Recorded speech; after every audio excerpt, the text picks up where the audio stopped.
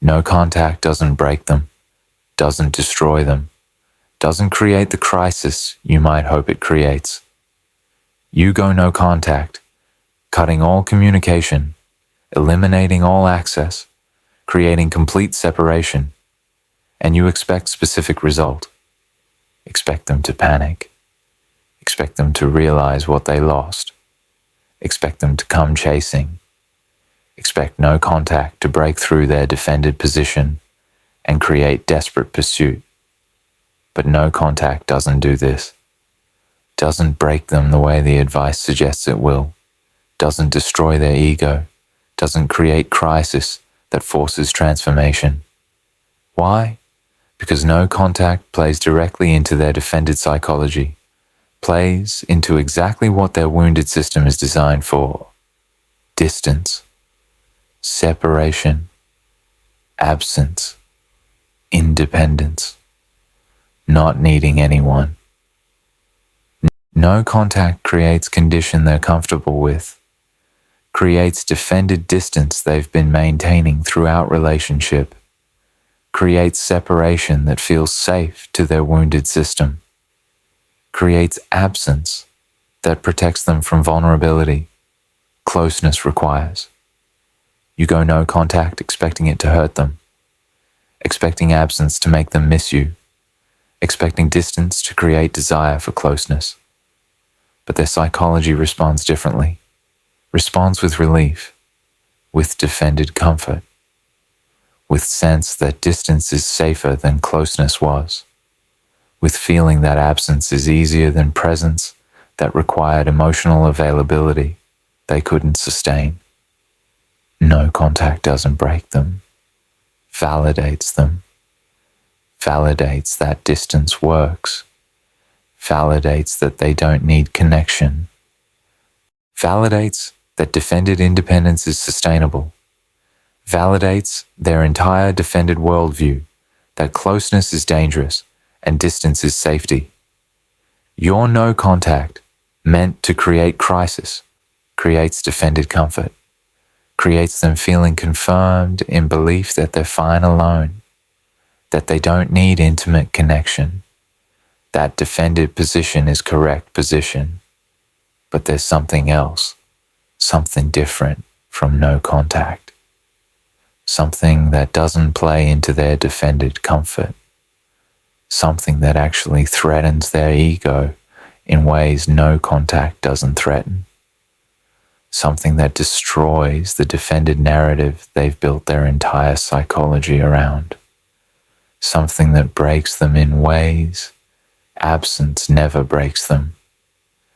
Understanding what destroys their ego, what creates crisis, no contact doesn't create, what threatens defended position, absence validates, what breaks their defended worldview, helps you see what actually affects avoidant psychology versus what advice suggests should affect them but doesn't.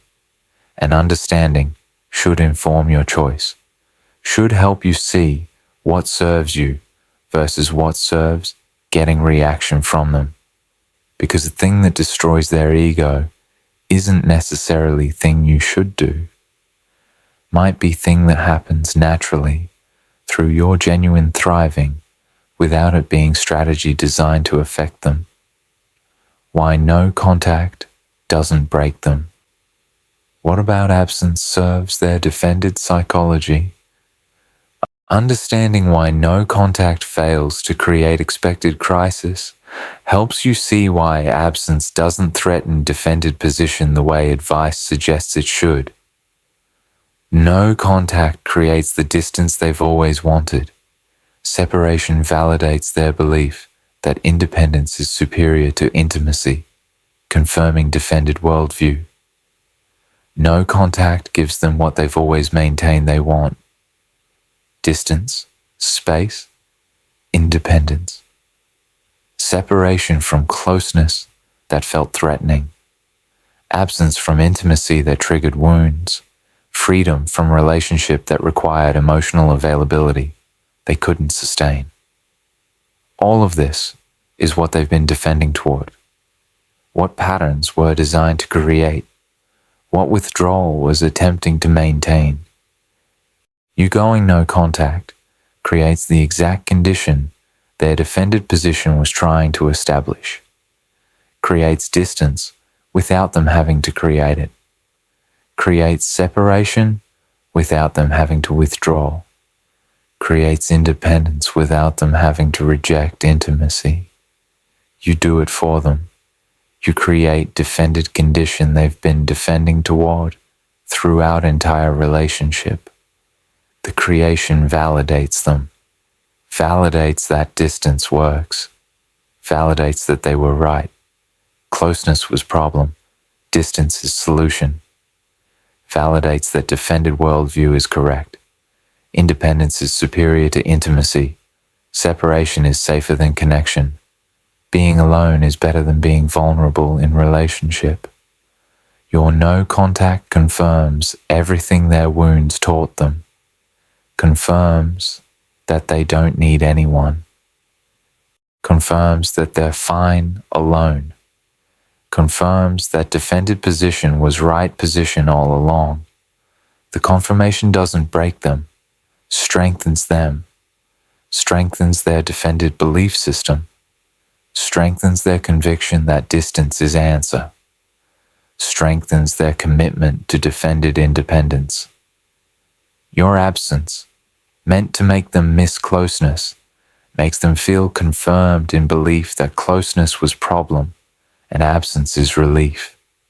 No contact playing into their defended comfort is why it fails to create crisis. Crisis requires threat to defended position, requires something challenging their worldview, requires condition that makes defended belief system uncomfortable. But no contact does opposite, makes defended belief system comfortable, makes their worldview feel validated, makes defended position feel confirmed. No threat means no crisis. No crisis means no breaking. No breaking means they don't pursue, don't panic, don't realize what they lost in ways that create desperate need to restore what was lost. They feel relieved, feel validated, feel confirmed in defended independence, all opposite of what no contact is supposed to create. Absence allows them to avoid feeling what presence forced them to feel. Eliminating trigger of intimacy lets them return to comfortable defended baseline without pressure. Your presence created pressure. Created it just by existing, just by being there loving them, just by requiring emotional reciprocation, just by needing intimacy, just by making closeness expected norm. All of this pressured their defended system, triggered their wounds, made them feel uncomfortable, need to reciprocate feelings they were defending against feeling, made them face expectation for intimacy that felt threatening, made them experience pressure to be vulnerable in ways their wounded system couldn't sustain.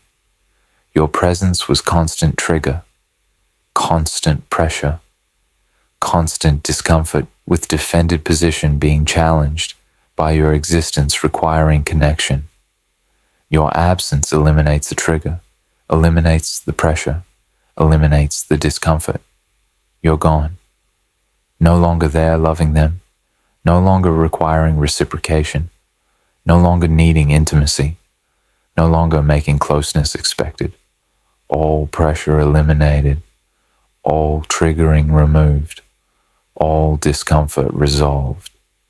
They can return to defended baseline, can return to comfortable defended state where they don't have to feel, don't have to reciprocate, don't have to be vulnerable, don't have to sustain intimacy, can return to defended independence where emotional availability isn't required, where pressure doesn't exist, where wounds aren't being triggered by closeness they can't sustain. The return to baseline is relief, is them feeling Absence is easier than presence was. Distance is more comfortable than closeness. Being alone is simpler than being in relationship that required things I couldn't give. The relief doesn't create missing you, doesn't create desire for closeness.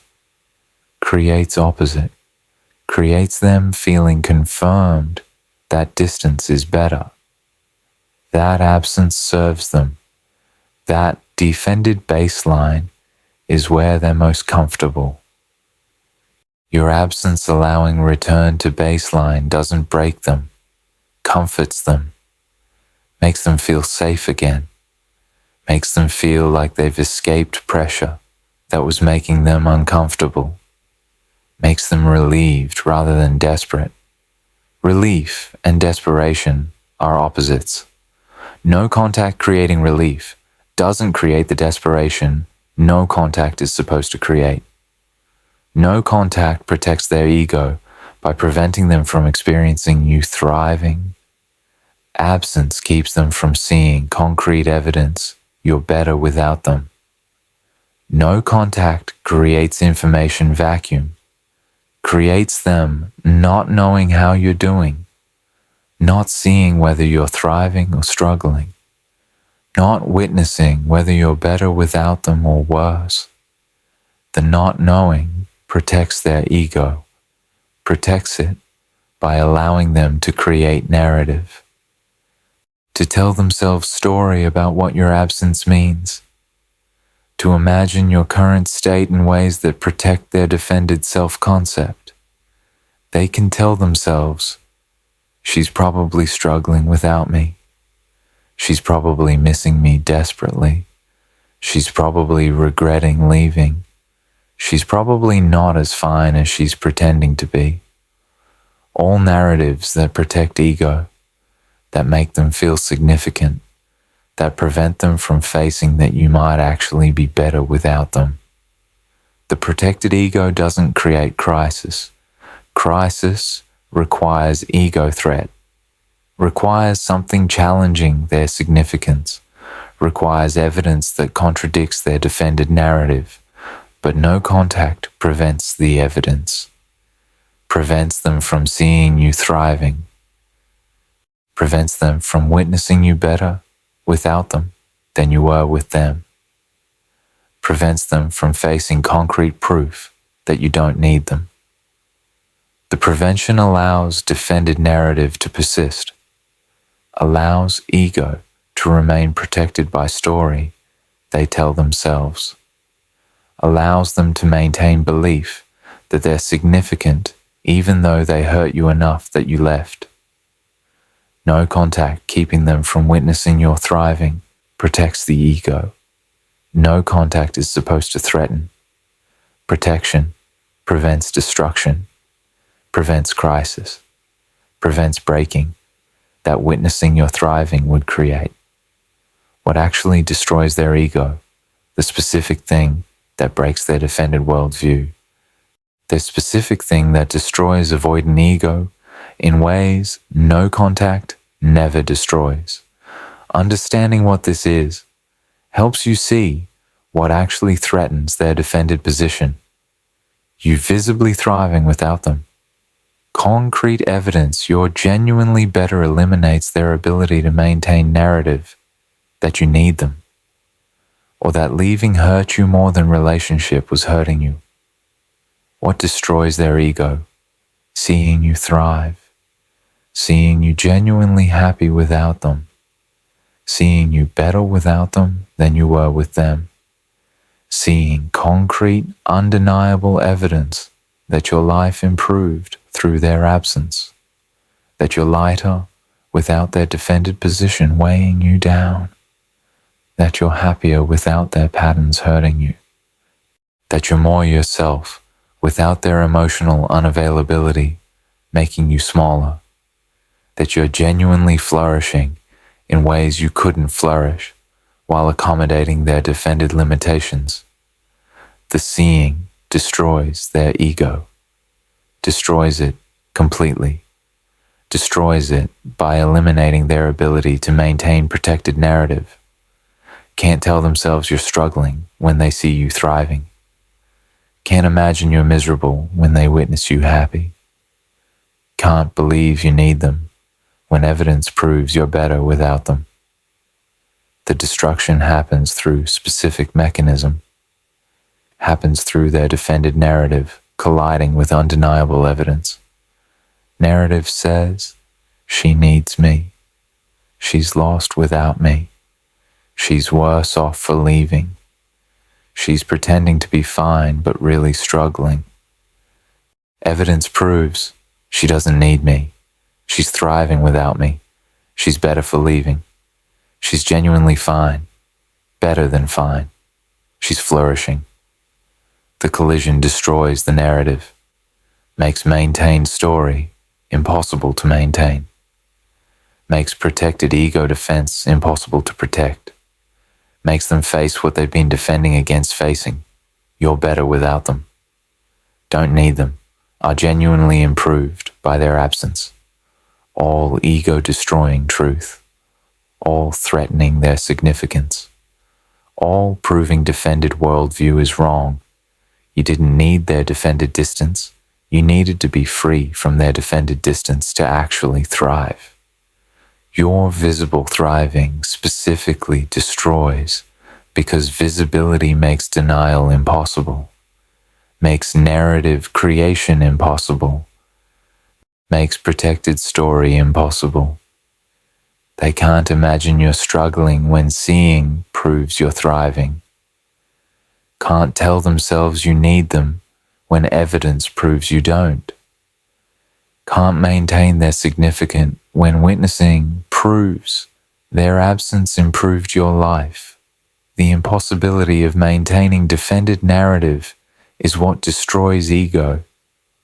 Is ego facing, I'm not as significant as I needed to believe. She's better without me. My defended position wasn't protecting valuable thing, was preventing her from thriving. I lost someone who's flourishing without me, proving she didn't need me the way I needed to believe she needed me. All ego-destroying recognition, all breaking defended self-concept, all threatening their entire defended psychology, built on belief that defended independence is superior and that people who leave them are worse off for leaving. But visibility is key. Thriving in private doesn't destroy their ego because they don't witness private thriving. Thriving while maintaining no contact doesn't destroy because no contact prevents them from seeing thriving. Destruction requires them seeing, witnessing, facing concrete evidence. Evidence requires visibility, requires them somehow knowing you're thriving, seeing through mutual spaces, hearing through mutual friends, witnessing through social media they're monitoring. However, visibility occurs. Visibility is what makes thriving ego-destroying instead of ego-irrelevant. Thrive in complete invisibility, and their ego remains protected by narrative. Thrive visibly, and their ego faces evidence that destroys narrative. The visibility is what creates destruction no contact prevents. You genuinely not needing them, moving forward, building full life, demonstrating their significance was based on your accommodation, not on actual necessity. What destroys their ego? You proving you don't need them. Proving through building, through moving forward, through creating full life without them, through demonstrating that your previous need for them was based on your choosing them, not on actual necessity, that you can function fully without them, can thrive without their presence, can build complete satisfying life in their absence, can be happy and fulfilled and whole without anything they provide. The proving destroys ego built on belief that they're necessary, that people need them, that their significance is based on being essential to others.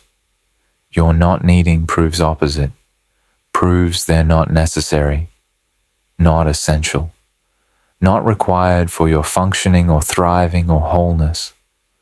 The destruction happens through them facing, she doesn't need me. Everything I thought made me significant, my presence, my occasional availability, my defended offering of minimal connection, none of it was necessary. She's functioning fully without it. She's thriving without my presence. She's building without my participation. She's whole without my defended scraps of intimacy. The facing destroys ego, destroys belief in their own significance, destroys narrative that they're essential, destroys defended worldview that their defended minimal offering is valuable enough that people need it. Your building full life proves their offering wasn't valuable enough to need, wasn't necessary for your thriving, wasn't essential for your wholeness, was optional. Was you choosing defended insufficient offering while better options existed, including option of building alone and being happier alone than you were with their defended insufficient partnership? The proving specifically destroys because defended position is built on belief they're independently significant, built on narrative that they don't need anyone and people need them, built on worldview where their defended independence is strength and others' need for connection is weakness. Your proving you don't need them destroys this. Destroys by demonstrating independence isn't their unique strength. You have it too. You can be independent too. You can function without intimate connection too. You can build full life alone too. But difference is, you can also choose intimate connection when you want it. Can also be vulnerable when you choose. Can also create reciprocal partnership when you find worthy partner. Your independence is choice. Theirs is defended limitation. Your proving you don't need them reveals this difference, reveals their defended independence isn't strength, is defended position preventing them from having what you can have, which is both capacity for independence and capacity for intimacy. They have only defended independence. You have choice. The difference destroys ego built on defended independence being superior. You replacing them with someone who treats you better, proving you're not only fine without them, but actually happier with someone capable of meeting needs they couldn't meet. What destroys their ego? You with someone else. You with someone better. You with someone who treats you the way they couldn't treat you. You with someone who meets needs they couldn't meet. You with someone capable of emotional availability they couldn't provide. You with someone who values you in real time instead of needing to lose you to recognize your value. You with someone who's doing the work they refuse to do.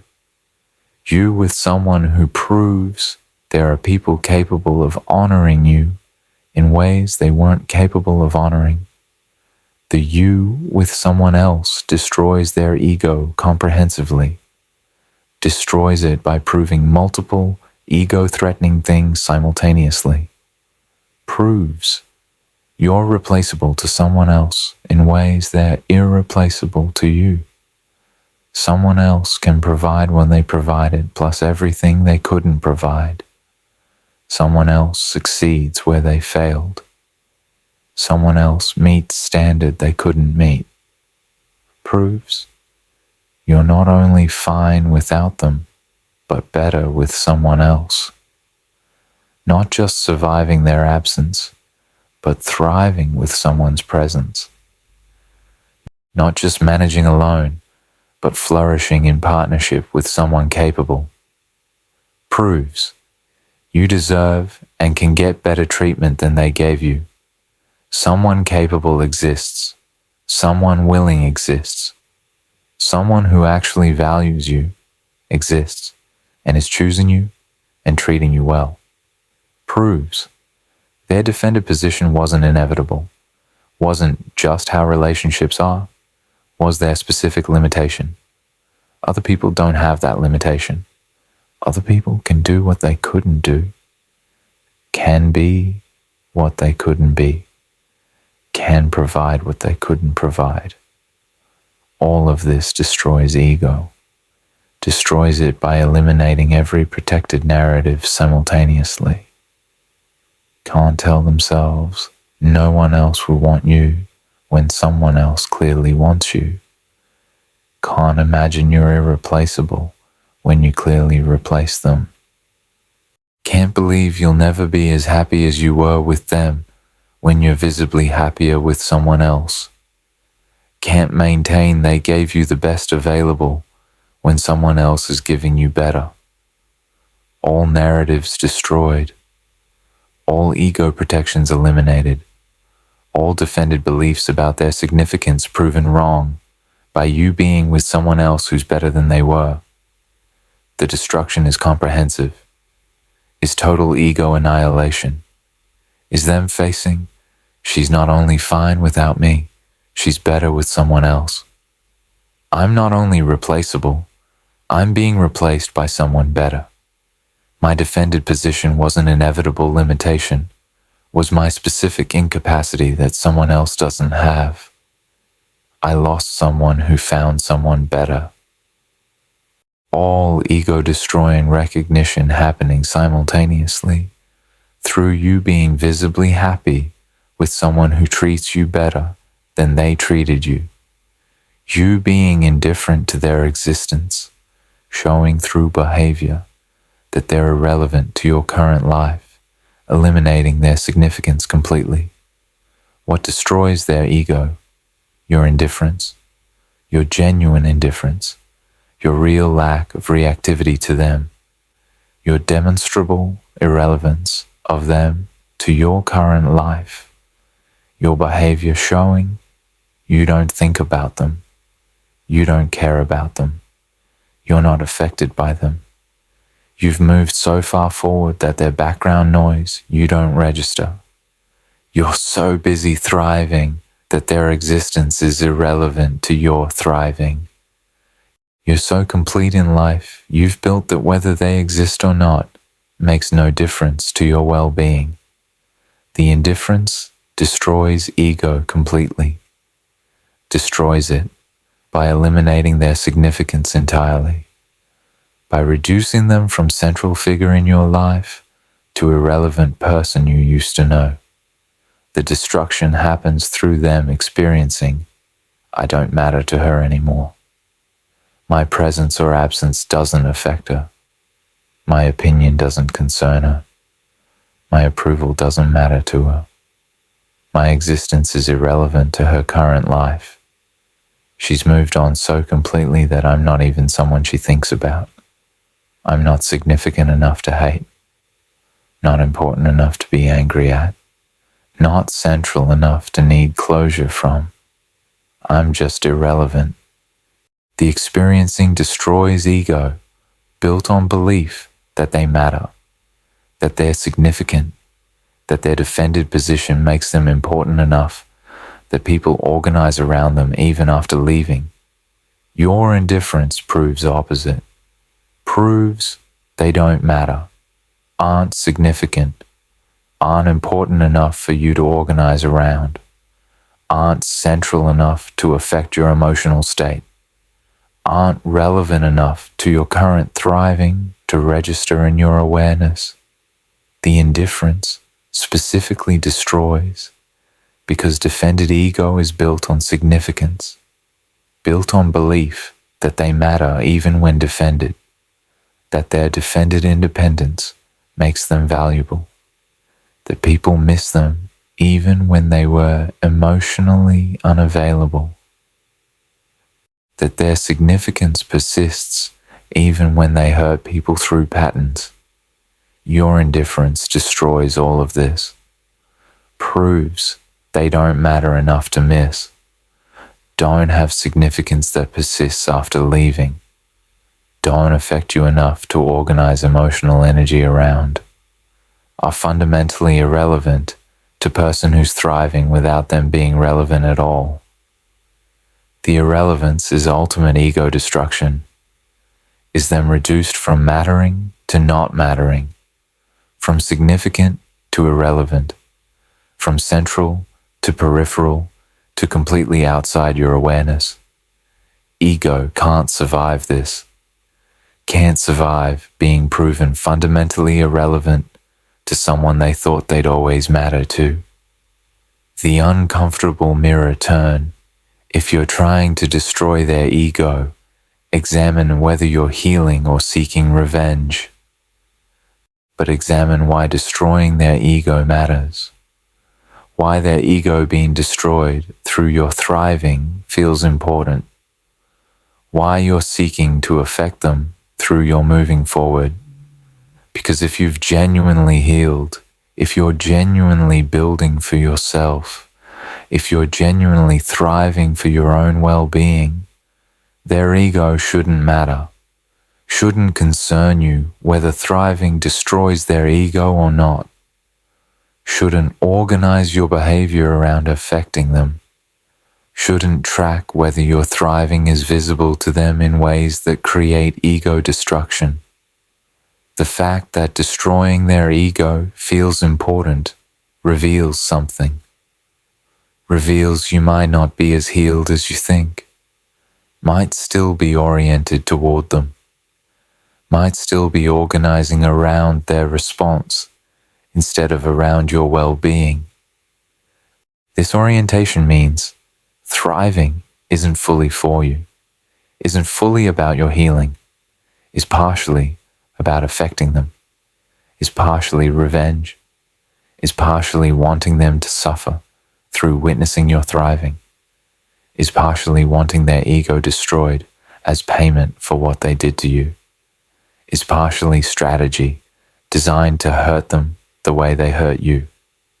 The partial revenge motivation compromises your healing, compromises it by keeping you oriented toward them, by making your thriving about their witnessing instead of about your well-being, by organizing your building around their seeing instead of around your authentic choices, by making visibility to them matter when visibility should be irrelevant if thriving is genuinely for you. Stop organizing around destroying their ego. Stop making your thriving about their witnessing. Stop building visibility to them into your healing. Thrive for you. Build for you. Move forward for your well-being, not for their ego destruction. If thriving happens to destroy their ego, if your genuine building happens to be visible to them and happens to create ego-threatening evidence, that's outcome, not purpose. Purpose is your thriving.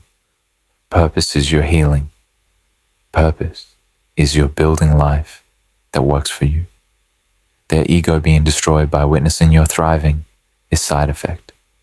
Side effect of you doing what serves you, not purpose, not goal, not what you're organizing around. Let thriving be for you. Let building be for you. Let visibility be irrelevant. Let their ego be irrelevant. Choose yourself. Build yourself. Thrive for yourself. If that happens to destroy their ego, that's consequence they experience. Not result you're seeking. Not purpose organizing your choices. Not goal determining your visibility. Just consequence of you choosing yourself completely without organizing around affecting them. What actually serves you versus what serves destroying them. Understanding difference between what serves your healing and what serves affecting them helps you choose correctly. Choosing thriving that serves you over strategy that serves destroying them. Genuine thriving serves you, building life that works for your well-being regardless of whether they witness. creating foundation independent of their response. What serves you? Genuine thriving.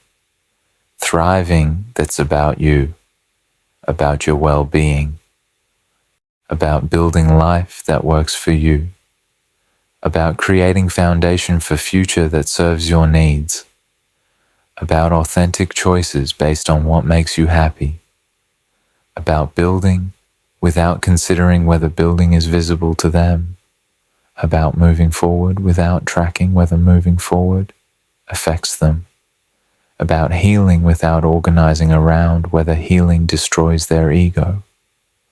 All of this serves you, serves your well-being, serves your future, serves your authentic healing that's about recovering from what relationship cost you, rather than about making them pay for costing you.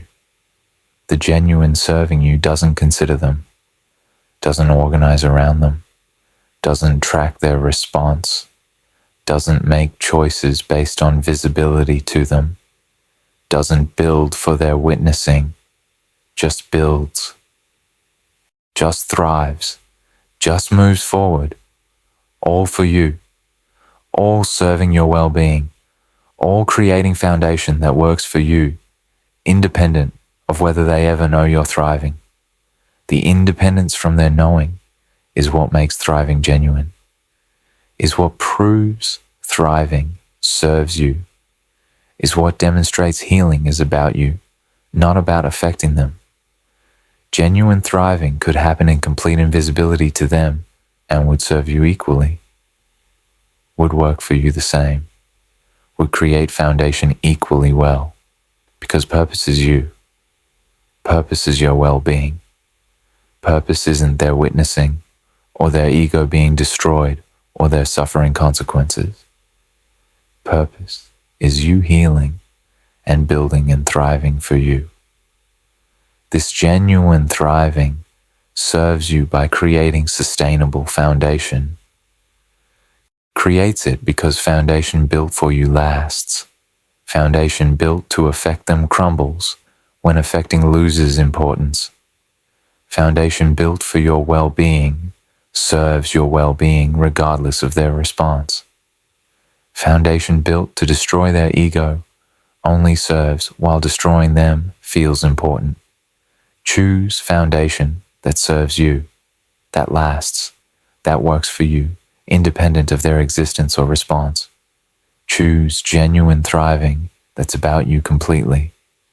Strategic visibility serves destroying them, making thriving visible specifically to hurt them. Uses your healing as weapon, compromising healing by keeping you oriented toward them. What doesn't serve you? Strategic visibility. Visibility that's about them witnessing, about making sure they see you're thriving, about ensuring thriving destroys their ego, about posting for them to see, about being places they'll witness, about making choices that create visibility to them specifically, about using your thriving as weapon, about healing becoming performance designed to affect them. All of this doesn't serve you. Serves affecting them. Serves destroying their ego. Serves making them suffer through witnessing. Serves revenge more than healing. Serves them remaining central to your choices more than serves you moving forward independent of them. Strategic visibility keeps you entangled, keeps you organized around them, keeps you tracking their response, keeps you making choices based on affecting them, keeps you oriented toward them instead of toward yourself. The entanglement compromises healing, compromises it by preventing you from being fully free, from building fully independently, from thriving fully for yourself. Strategic visibility makes them central, makes their witnessing matter, makes their ego destruction important, makes your healing about them instead of about you.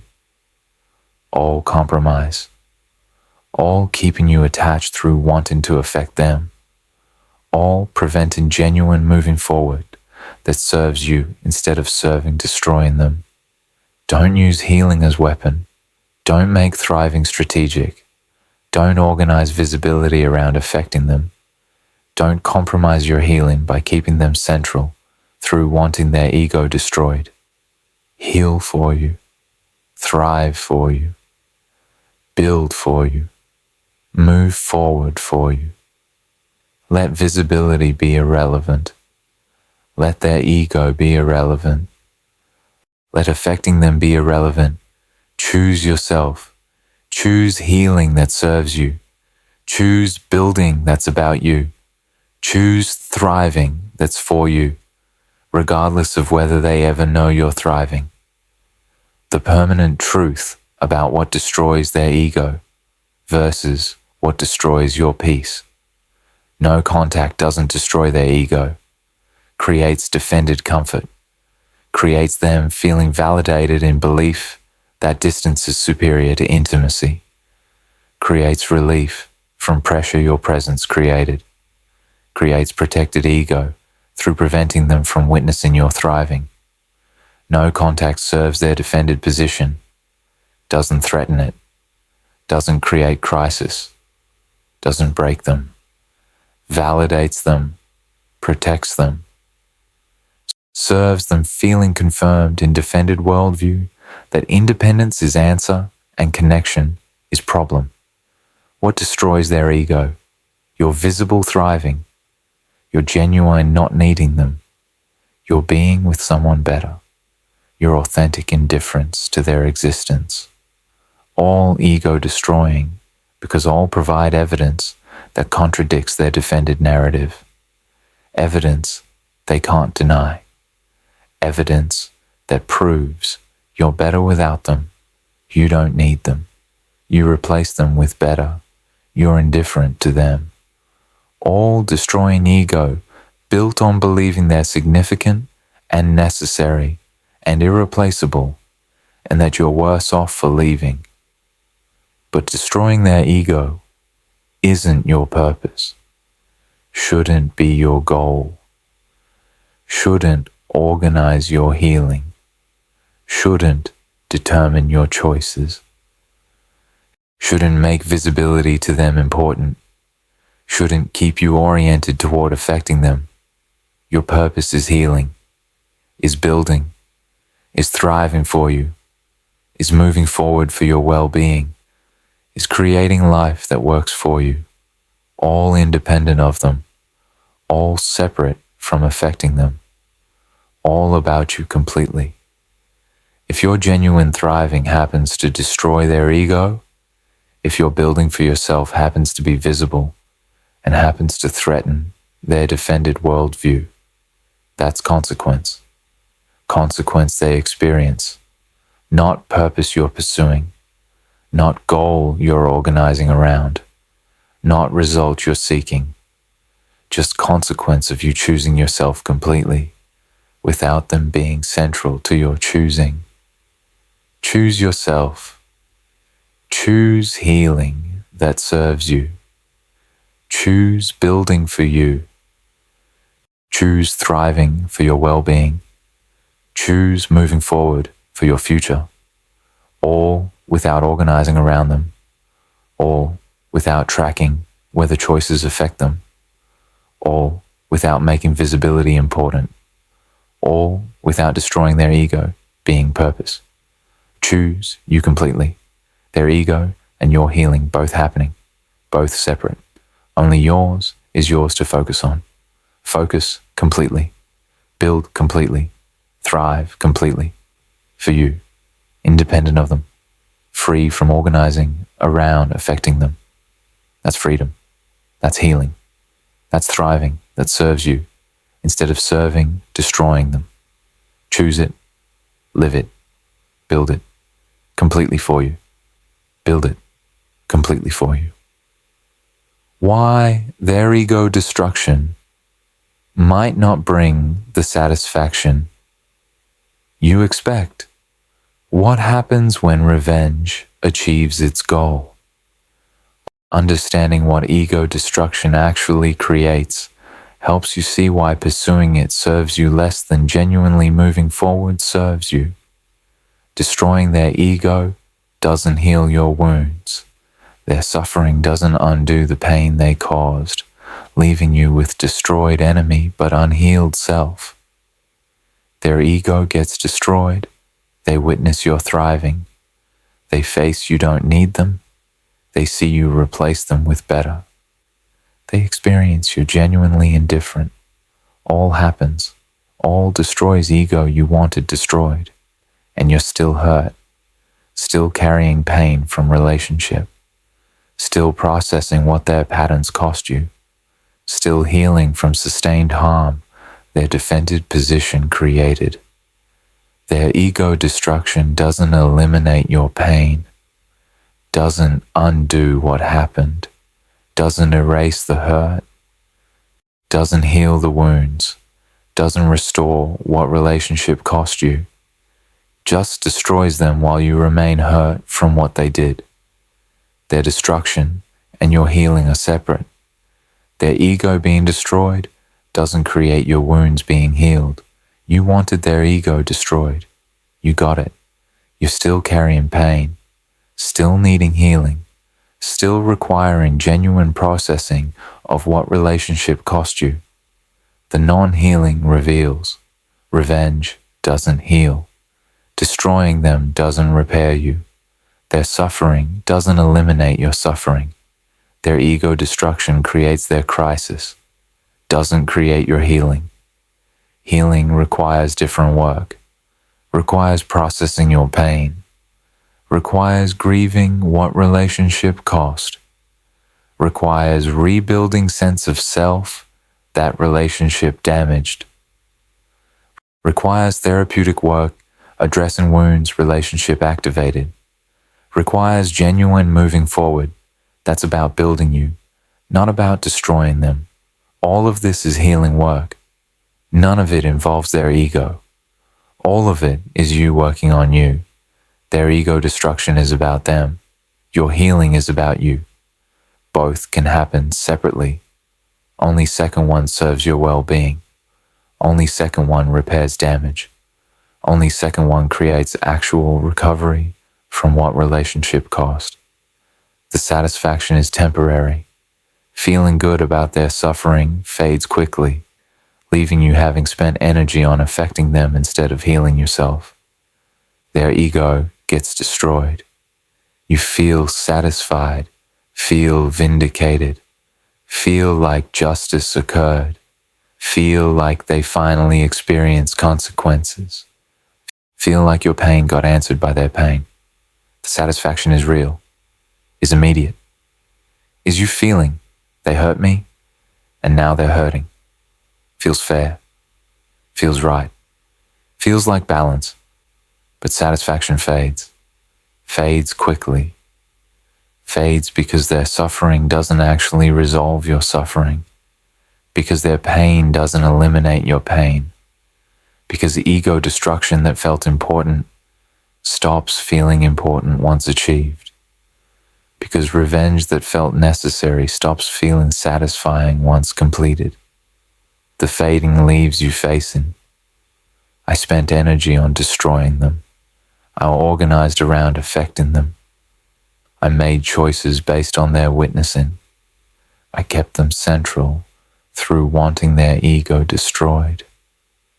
All energy that could have gone toward healing. All orientation that could have been toward building. All centrality that could have been given to myself instead went to them, to affecting them, to destroying them. And destroying them didn't heal me, didn't make me whole, didn't create the satisfaction that lasts, created temporary feeling that faded into recognizing I'm still hurt, and I spent healing energy on revenge instead of on healing. The temporary satisfaction reveals revenge doesn't sustain, doesn't create lasting well-being, doesn't build foundation that serves you long-term, creates momentary feeling that fades into emptiness. into recognizing energy was spent on wrong thing, into facing that affecting them doesn't actually serve you the way healing yourself serves you. The recognition comes too late, comes after energy is spent, after orientation is maintained, after you've kept them central when you should have been building yourself as central, comes after damage is done, damage of organizing around them instead of around you, of keeping them important through wanting them destroyed instead of making yourself important through building yourself healed.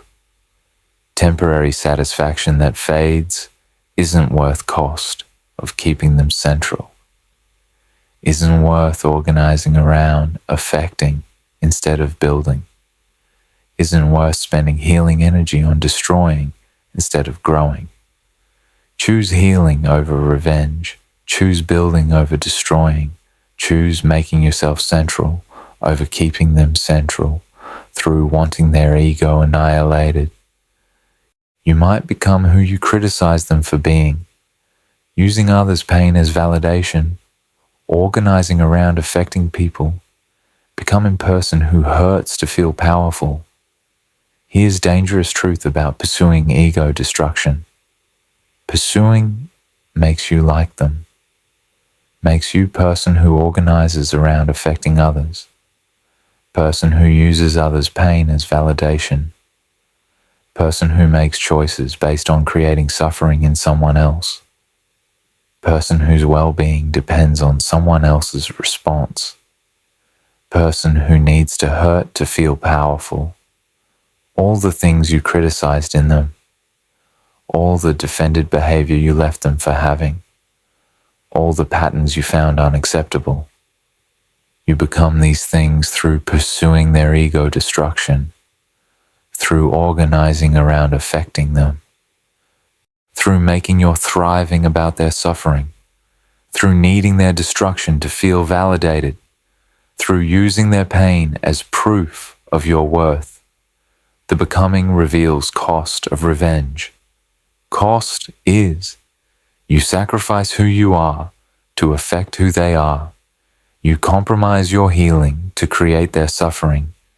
You become person you criticize to destroy person you're criticizing. You adopt patterns you hate to make person with patterns suffer.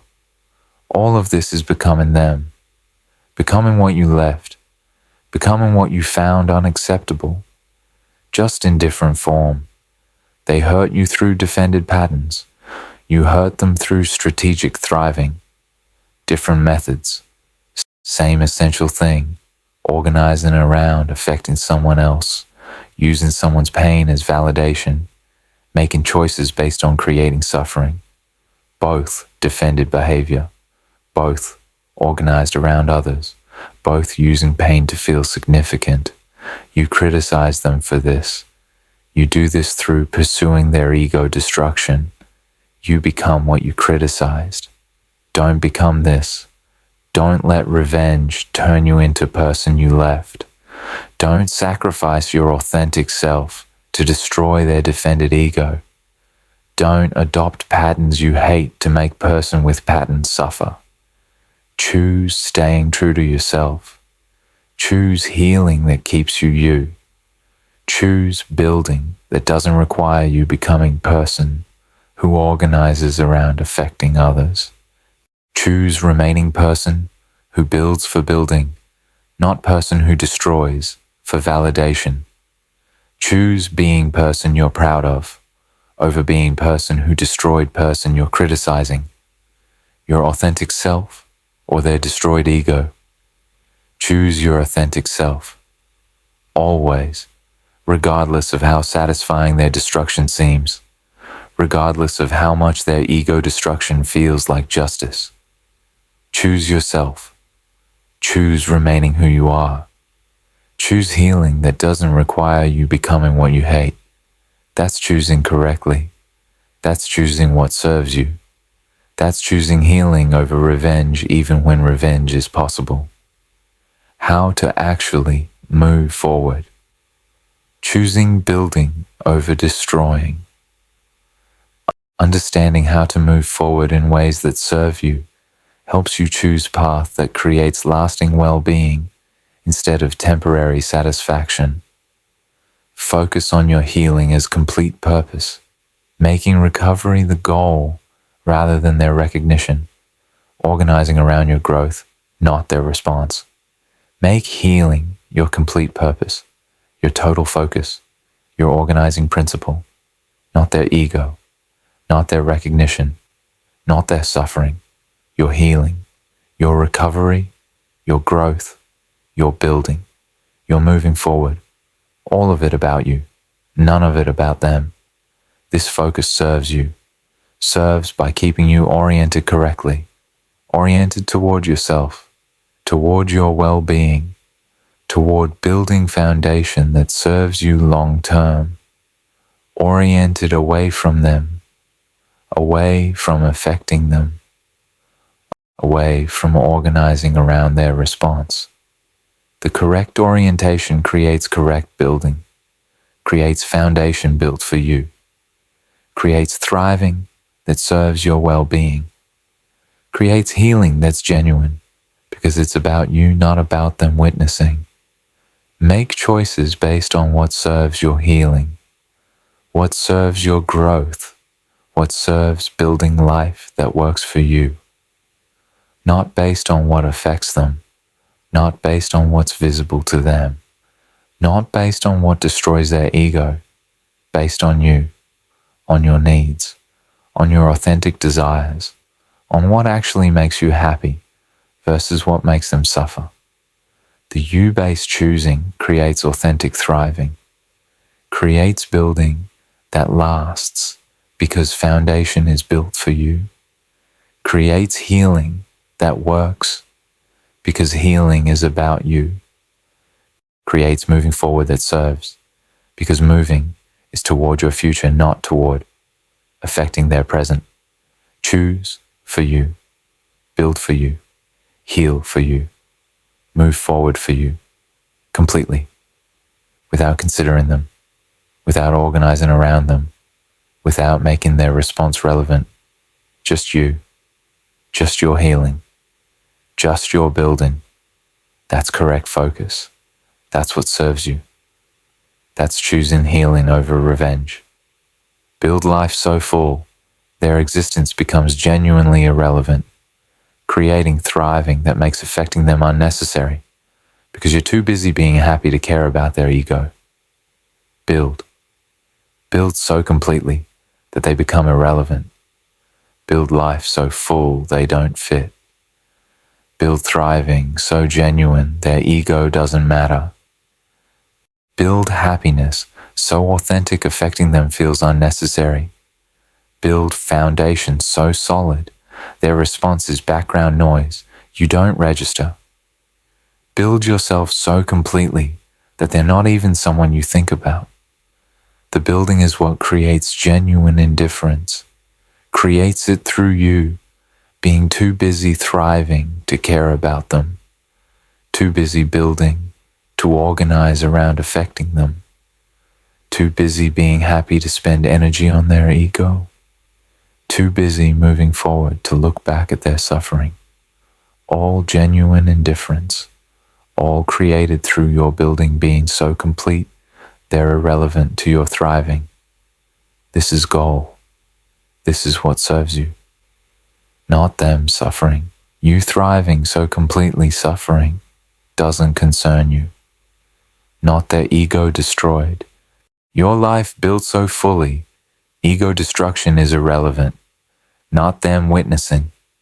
You building so genuinely witnessing doesn't matter. Not revenge.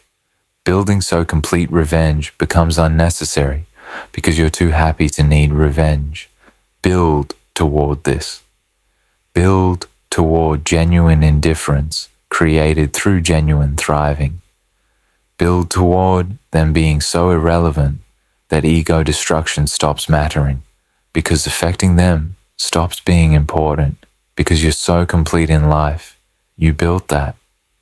They're genuinely irrelevant to your well-being. That's freedom. That's healing. That's choosing, building over destroying. Build it, live it, make it so real they genuinely don't matter. Not because you're performing indifference, because you're living thriving that makes them actually irrelevant. That's choosing correctly. That's what serves you. That's freedom from organizing around them created through organizing around yourself. So completely they become background noise that genuine thriving doesn't register.